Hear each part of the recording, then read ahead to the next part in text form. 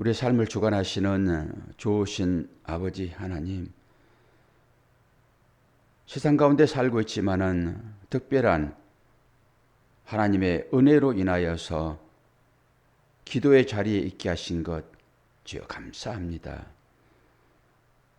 마귀 사탄은 오늘 또 우는 사자와 같이 삼킬 자를 두루 찾는 이 시대에 우리들 하여금 깨어 있어 마귀가 어떤 방법으로 우리를 유혹하는지 잘 방비할 수 있도록 은혜를 허락하여 주심으로 이 모든 마귀의 시험에서 승리할 수 있도록 인도하여 주옵소서. 오늘 또 욥기 말씀을 통하여서 하나님이 어떻게 욥을 보호하고 있고 마귀는 어떤 방법으로 그를 유혹하는지 보게 될 것인데 우리들 하여금 깨어있는 참 성도 될 수 있도록 인도하여 주심으로 세상 가운데서의 모든 유혹을 너끈히 이길 수 있도록 은혜 허락하여 주옵소서. 예수 그리스도의 이름으로 기도하옵나이다. 아멘. 욥기서 1장 13절입니다. 22절까지 봅니다.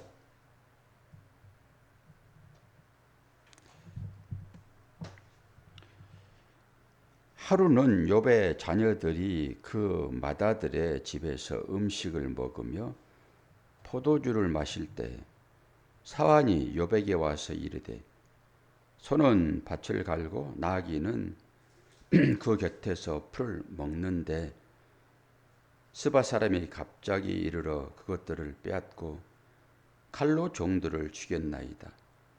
나만 홀로 피하였으므로 주인께 아뢰러 왔나이다. 그가 아직 말하는 동안에 또 한 사람이 와서 아뢰되 하나님의 불이 하늘에서 떨어져서 양과 종들을 살라버렸나이다. 나만 홀로 피하였으므로 주인께 아뢰러 왔나이다. 그가 아직 말하는 동안에 또 한 사람이 와서 이르되 갈대아 사람이 새 무리를 지어 갑자기 낙타에게 달려들어 그것을 빼앗았으며 칼로 종들을 죽였나이다. 나만 홀로 피하였으므로 주인께 아뢰러 왔나이다. 그가 아직 말하는 동안에 또 한 사람이 와서 아뢰되 주인의 자녀들이 그들의 맏아들의 집에서 음식을 먹으며 포도주를 마시는데 거친 들에서 큰 바람이 와서 집 네 모퉁이를 치매 그 청년들 위에 무너짐으로 그들이 죽었나이다. 나만 홀로 피하였으므로 주인께 아뢰러 왔나이다 한지라. 욥이 일어나 겉옷을 찢고 머리털을 밀고 땅에 엎드려 예배하며 이르되 내가 모태에서 알몸으로 나왔사온즉 또한 알몸이 그리로 돌아갈까 돌아가 올지라. 주신 이도 여호와시요 거두신 이도 여호와시오니 여호와의 이름이 찬송을 받으실지어다 하고 이 모든 일에 욥이 범죄하지 아니하고 하나님을 향하여 원망하지 아니하리라. 아멘. 욥의 대단한 신앙 고백입니다. 주신 이도 하나님이시요 거두신 이도 여호와시니 여호와의 이름이 찬송을 받으실지니이다. 사실 이런 고백이 쉽지가 않는 고백이잖아요. 어제 우리는 사탄이 여호와 앞에서 물러갈 때 등짝에 식은땀이 쫙 흘렀습니다. 서늘했습니다. 사단이 무슨 짓을 저지를지 가히 짐작을 할 수 있기 때문에 그런 거죠. 뭐 사단이 우리한테 불기 영화만 갖다 준다고 그러면 뭐 식은땀이 뭐가 흐릅니까? 뭐 덕이 뭐가 서늘합니까? 사단이 하는 짓들은 우리를 괴롭히는 일들이잖아요. 그런 일이기 때문에 어떤 일이 일어날 것인가. 그런데 신기하게도 이것은 하늘에서 하나님과 사탄과의 대화인 것이고 지금 지상에서는 욥은 아무것도 몰라요. 이 일을 그냥 당하는 것입니다.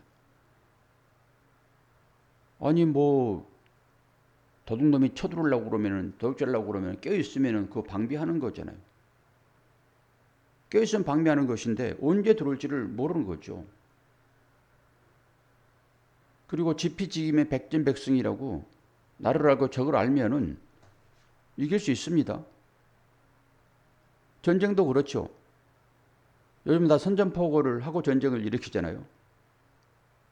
이제 신사적이에요, 그것도. 그리고 전쟁을 시작을 합니다. 선전포고 안 하고 만약에 다른 나라를 침범하게 되면 국제적으로 그것은 심판을 받아야 됩니다. 그래서 선전포고를 하는 거예요. 근데 선전포고를 막 기한을 여러 날 주고 선전포고를 합니까? 바로 그냥 준비를 못하도록 하고 선전포고하고 그냥 침공을 하는 거죠. 뭐 침공하면서 막 선전포고 하기도 하고 국제법이 있기 때문에 그런 거잖아요. 욥도 지금 사단이 뭐 할지를 알면은 방비를 할 거예요. 그런데 전혀 방비가 지금 되어 있지 않는 상황에서 4번에 걸쳐서 연속적으로 불행한 소식이 전해지잖아요. 뭐 갔다가 또 지나서 오고 그런 거 아니잖아요. 계속적으로 중첩되어 있잖아요. 어려움이. 사실 이러면 못 견딥니다. 욥이 얼마나 부유했는지 그것을 앞부분에서 다 설명을 했잖아요. 근데 욥이 부유했던 것들을 다 쳐버리잖아요, 지금. 이게 누가 하는 짓입니까? 사탄이 하는 짓이잖아요. 욥을 지금 시험하는 것입니다. 사탄이 뭐라고 하나님 앞에서 얘기했습니까? 하나님께서 욥을 자랑하시잖아요. 어떻게 자랑합니까? 그는 동방의 의인이다 이렇게 얘기하잖아요. 흠잡을 데가 없는 사람이다. 내가 보증한다. 그랬더니 사탄이 뭐라고 그랬어요? 아니요. 여호와께서 뭔가 믿을 만한 것을 주었기 때문에, 하나님을 신뢰할 만한 것을 주었기 때문에 욥이 하나님을 배신하지 아니하고 철저하게 믿음의 삶을 사는 것이지, 그것 한번 거둬보시면은 욥의 실체가 드러날 것입니다. 그랬더니 하나님께서 허락했잖아요. 내 모든 것을 다 허락했는데 한 가지만을 못하겠어요. 뭡니까? 생명만을 만지지 말아라. 생명은 너희 것이 아니다 이런 거잖아요. 그러니까 우리가 두려워할 것은 이 몸을 죽이는, 이 육신을 죽이는 사단을 두려워하는 것이 아니라 몸과 생명을 함께 죽일 수 있는 하나님을 두려워야 되는 것입니다. 그런데 우리는 하나님은 두려워하지 아니하고 이 몸을 어떻게 해코지 하는 그것에 두려움이 있기 때문에 몸을 행복하게 해주고 몸을 조금 기쁘게 해주는, 평화롭게 해주는 그것에 마음을 뺏기잖아요. 실제적으로 몸은 없어질 거라니까요. 새 몸으로 바뀌어질 거예요. 그런데 우리는 이것에 거의 믿음을 걸어버리죠. 그리고 이것이 좋은 방향이 흘러가면은 하나님의 은혜로다 그러는 것이고, 그렇지 않으면은 다른 말 하죠. 근데 욥은 지금 모든 것을 다 잃었습니다. 우리 지난번에 찬송가다 불렀잖아요. 평안하다. 내 마음이 평안해. 어떤 경우에서 그 작시를 했다 했습니까? 재산 다 잃어버리고 사랑하는 자녀 다 잃어버리고 그런 상황에서 그 찬양 시를 썼다니까요. 이건 인간의 힘으로 될 수 없는 거지요. 하나님의 특별하신 간섭하심이 그의 마음을 주관했으므로 그 찬송시를 쓸 수 있는 거잖아요. 환경적으로 보면은 욥같이 이런 어려움을 당한 사람이 세상에 몇 사람이 되겠냐고요. 여기에서 우리는 한 가지만 제대로 걸려도 몸둘 바를 모를 것입니다. 한 가지만 제대로 걸려도. 그런데 욥은 지금 4가지를 걸렸다고요. 자랑할 만한 것은 다 사라졌습니다. 뭐 재산 자랑할 수 있잖아요. 그리고 아들 7명, 딸 3명, 금지옥엽으로 키우는 그 자녀들이에요. 상상을 초월한 일이에요, 이게. 우리가 그냥 한번 쭉 대충 읽어버리니까 아무것도 아닌 것처럼 그렇게 하지만은 실제적으로 내 앞에서 나의 가족이 이런 일을 겪었다 하게 되면은 몸둘 바를 모르는 거예요. 몸둘 바를. 근데 욥이 지금 이 일을 당했다라고 성경은 기록을 하고 있고 욥에 대하여 지금 얘기를 시작하고 있는 중에 두렵지 않습니까? 뒤로 가기가 두렵지 않습니까? 앞으로 어떻게 펼쳐질지를. 그런데 이 과정 중에서 어때요? 욥은 지금 믿음을 지키고 있다고요. 어떻게 합니까? 20절에 보니까 욥이 일어나 겉옷을 찢고 머리털을 밀고 땅에 엎드려 예배한대요. 이런 상황에서 예배한답니다. 그러면서 우리를 바로 봐야 되겠죠. 우리는 어떤가요? 우리는 이런 환경 가운데서 예배할 수 있습니까? 건강만 조금 잃어버려도 바로 누워버리잖아요. 예배하기보다는 누워버리잖아요. 그리고 조금 좋은 환경이 주어지게 되면은 또 그 환경을 따라서 삶을 살아가잖아요. 이런 말씀이 주어질 때 우리의 삶을 돌아보는 것입니다. 나는 과연 이 욥의 고난의 10분의 1이라도 나한테 닥쳤을 때 나는 진정 예배자로 설 수 있겠는가라고 하는 거예요.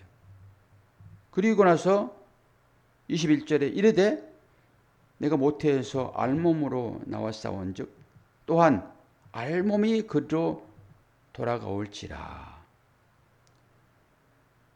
주신 이도 여호와시요 거두신 이도 여호와시오니 여호와의 이름이 찬송을 받으실지어다. 이런 고백이 나올 수 있냐라고 하는 것입니다. 욥처럼. 그럼 믿음을 비교해 봐야 되겠죠. 맨 마지막에 욥이 갑절로 복 받았다라고 하니까 그 복 받으려고 그냥 마지 못해서 살아가고 있지는 않는지. 욥은 지금 초반에 이 믿음의 고백을 해요. 물론 중반에 가가지고 앞에 고백이 진짜였냐 가짜였냐 이런 얘기를 할 수 있지만은 여기서 뭐 가짜로 이런 얘기를 하겠습니까? 욥이 실체. 그리고 나서 욥이 예배를 드리잖아요. 하나님 앞에. 이 고난을 겪고. 그래서 이 욥기는 시가서이며 지혜서라고 말씀드렸잖아요. 지혜서는 어떤 것이죠?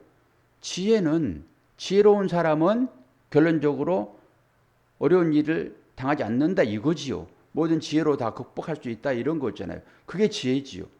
뭐 지혜는 따로 있고 어려움이 뭐 지혜 있는 자나 상관없이 계속 온다 하게 되면 이게 무슨 지혜서겠습니까? 지혜는 어려움이 안 온다니까요. 어려움이 오면은 지혜로 극복을 해야지요. 지혜가 있으므로. 물론 역설적인 말로 다시 되짚어 볼 수는 있겠으나 지혜서는 그런 거라고요. 욥기의 지혜서입니다. 근데 전혀 다른 방향으로 지금 흘러가고 있잖아요. 하나님이 신뢰할 만한 자. 이러한 자에게도 어마어마한 고난이 따른단 말입니다. 그럼 우리는 이런 고난이 우리에게 찾아왔었을 때 어떻게 이기는 것입니까? 그냥 추상적으로 그냥 이기는 것입니까? 아니죠. 우리한테도 똑같이 이런 실제적인 일들이 주어지잖아요. 욥의 고난만큼이야 하겠습니까만은 때로 우리들에게도 욥의 고난의 1000분의 1, 10,000분의 1이라도 우리한테 고난이 있잖아요. 성도라고 하는 것은 고난의 표지예요. 표지. 성도의 표지가 고난이라고요. 그러니까 이 고난을 회피하려고 해서는 안 되는 것입니다. 크고 작은 고난이 우리 모두에게 다 있어요. 그러면서 너희들의 그 고난은 이 욥기에 비춰서 생각을 해봐야 된다. 그 끝이라고 하는 것은 결국은 무엇입니까? 이 육체의 부인이잖아요. 육체의 죽음이잖아요. 거기까지 가야지 온전히 내가 부인되어지는 것이고 그 이후에야 거듭나는 것 아니겠습니까? 이 삶으로 가는 거예요. 그래서 욥기서가 우리에게 뭘 말하고 있는지. 하나님의 말씀이 어떤 사람들에게 위로가 된다고 얘기를 했습니까? 세상 가운데서 풍요를 누리고 내 시작은 미약하였으나 내 나중은 창대하리라. 이런 원대한 꿈을 꾸고 있는 자들에게 이 말씀이 위로가 된다고 했습니까? 안 그러면은 고대 궁궐, 구중 궁궐 그곳에서 명령만 하면은 모든 것들이 다 이루어지는 그런 것으로 하나님의 평화가 있다고 말씀드렸습니까? 말씀은 그렇지 않다고요. 이 말씀이 어떤 자들에게 위로가 됩니까? 실제적으로 어려움을 당하고 있는 자들입니다. 그들에게 언약하셨잖아요. 언약. 그래서 언약을 붙잡는 거예요. 그것이 최종이 욥기서잖아요. 욥기서. 욥기가 뭘 말하고 있는지를 우리가 제대로 알 때 그러면은 우리의 삶에 찾아오는 이 다양한 이 현실 욥은 알지 못하지만 지금 욥 배후에서 하늘에서 어떤 일이 있습니까? 사탄하고 하나님이 지금 어떤 관계로 이 일이 일어나고 있냐고요. 우리는 천상을 알지 못하니까 천상의 회의를 알지 못하니까 이 눈이 전부 닫혀가지고 안 보이잖아요. 그러니까 당장 보여지는 것만 가지고 판단할 수밖에 없는 거죠. 그러나 우리가 욥기를 알고 우리는 신약 전체를 다 배운 사람들이기 때문에 어떻게 우리가 마지막에 하나님 나라의 백성 될 것인지를 결론을 가지고 있는 사람들이기 때문에 이런 말씀을 볼지라도 충분히 너끈히 이겨 나갈 수 있죠. 왜요? 그 과정을 거치지 않으면은 절대 욥이 마지막에 바른 신앙 고백을 할 수 없잖아요. 내가 귀로만 들었던 그 하나님을 내가 눈으로 어쩐다고요? 본다고요. 이 고백을 하는 것입니다. 마지막에. 이 고백을 할 수 있도록 하나님께서 우리에게 찾아오시는 거예요. 찾아오시는 것은 어떻게 느낍니까? 세상 가운데 던져질 때 세상이 우리를 어떤 식으로 판단하고 또 어떤 식으로 대하는지를 보면 알죠. 지금 딱 욥이 당하는 이 일을 통해서 우리 자신들을 살펴보아야 될 것입니다. 자녀들이 뭐하고 있었습니까? 포도주 마실 때요. 마다들의 집에서 음식을 먹으며 포도주를 마실 때 이런 일들이 일어나더라. 일상적인 일이었잖아요. 지금 욥의 자녀들은 계속 잔치를 베풀고 그 끝에 이들이 뭐 잘못한 게 있겠는가라고 아버지는 또 제사를 드리는 이 경건의 삶의 최종 주자라고 할 수 있는 욥에게도 이런 어려운 일이 일어나더라. 우리는 어떻게 했는가 살펴보시면서 이 영적인 이 전투라고 하는 이 사단의 무리들이 괴롭히는 여러 가지 환난들 가운데 속해 있는 분도 있을 수 있고 지나간 분도 있을 수 있고 또한 앞으로 닥칠 일들도 분명하게 우리한테 있습니다. 그러할 때에 내가 어떤 믿음의 싸움을 경주할 것인가예요. 엽기서만 제대로 다 이해하면은 물론 뭐 성경 전체가 그러한 얘기기는 하지만은 엽기서만 제대로 분석하게 되면은 우리의 이 자잘한 어려움들을 그냥 웃고 넘어갈 수도 있습니다. 다 지나갈 것입니다. 그리고 하나님은 또 새 힘을 우리에게 주시죠. 제가 일을 이제 시작을 했으므로 본격적인 일이 시작되어 있잖아요.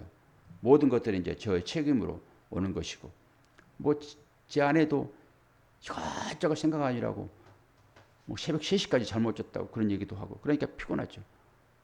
저도 어제 잠이 안 와가지고 저 8시 반, 9시 되면 기본적으로 자는 사람인데 막 1시까지 이것저것 막 생각이 막 들어오는 거죠. 막 일은 시작이 됐고 이제 이거 어떻게 막 내가 감당할 수 있는가.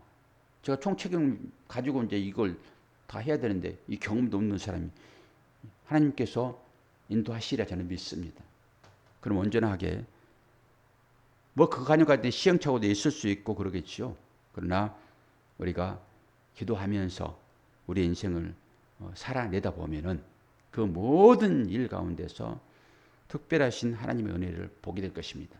근데 성공해서 하나님의 은혜를 고백하는 것보다 실패할 때 더 큰 하나님의 은혜를 경험하는 것입니다. 뭐예요?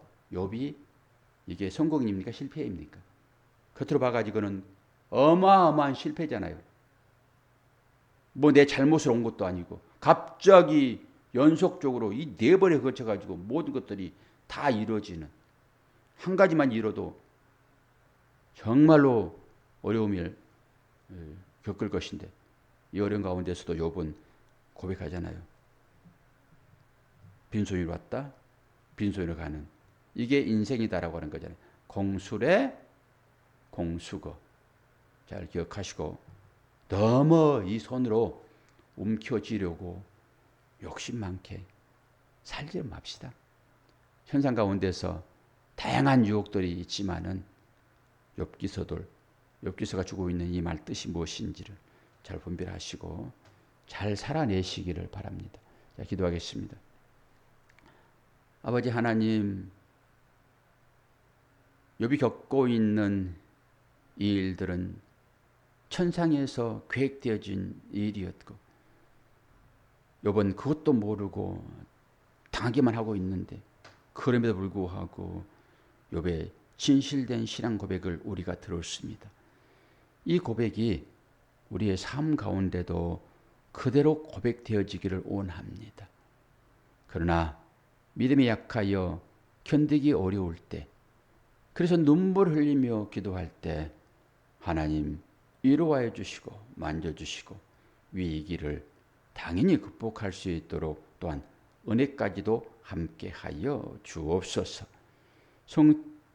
대선이 얼마 남지 않았습니다. 하나님 아버지, 잘 기도하면서 결정하게 하심으로 이 나라 이 민족이 하나님의 제사장국가로서의 역할을 충분히 감당할 수 있도록 은혜 허락하여 주옵소서.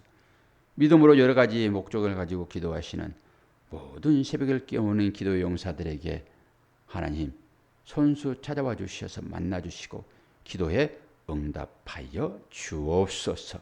감사드리며 예수 그리스도의 이름으로 기도하옵나이다. 아멘.